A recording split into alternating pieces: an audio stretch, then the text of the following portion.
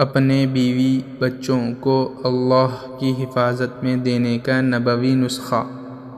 روزانہ صبح و شام ان کلمات کے پڑھنے کا اہتمام کیجیے۔ بسم اللہ علی دینی و نفسی و ولدی و اہلی و مالی۔ ترجمہ: میں اپنے دین پر، اپنے جان پر، اپنے اولاد پر، اپنے گھر والوں پر اور اپنے مال پر اللہ کا نام لیتا ہوں۔ اس کو نقل کیا بکھرے موتی نے، حیات الصحابہ نے اور کنز الاعمال نے۔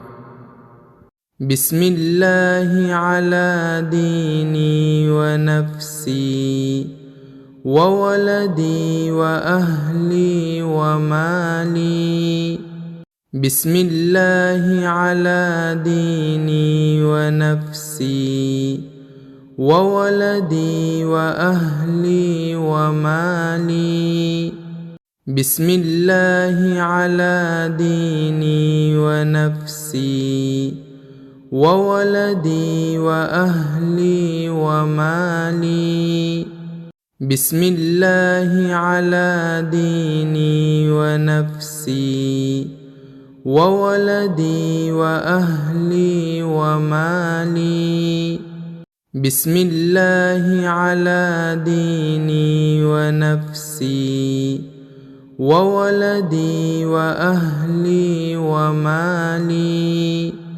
بسم اللہ علی دینی و نفسی و ولدی و اہلی و مالی۔ بسم اللہ علی دینی و نفسی و ولدی و اہلی و مالی۔ بسم اللہ علی دینی و نفسی و ولدی و اہلی و مالی۔ بسم اللہ علی دینی و نفسی و ولدی و اہلی و مالی۔ بسم اللہ علی دینی و نفسی و ولدی و اہلی و مالی۔ بسم اللہ علی دینی و نفسی و ولدی و اہلی و مالی۔ بسم اللہ علی دینی و نفسی و ولدی و اہلی و مالی۔ بسم اللہ علی دینی و نفسی و ولدی و اہلی و مالی۔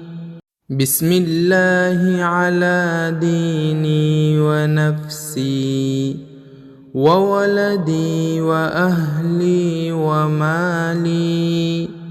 بسم اللہ علی دینی و نفسی و ولدی و اہلی و مالی۔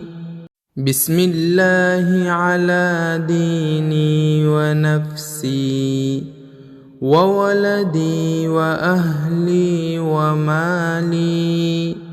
بسم اللہ علی دینی و نفسی و ولدی و اہلی و مالی۔